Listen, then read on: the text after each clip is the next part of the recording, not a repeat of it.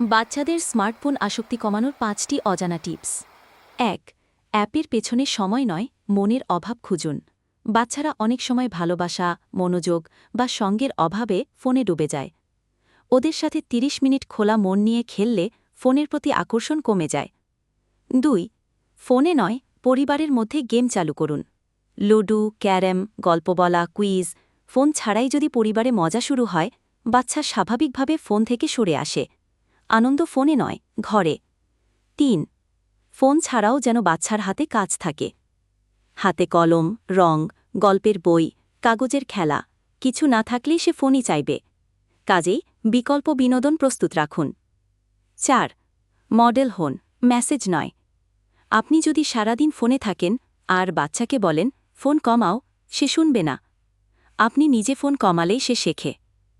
৫. Screen time নয়, dream time দিন, ব্রুম time দিন। প্রতি সপ্তাহে তার পছন্দের কিছু করার সুযোগ দিন, যেমন খেলাধুলা, পিকনিক, পেইন্টিং বা কিছু শেখা।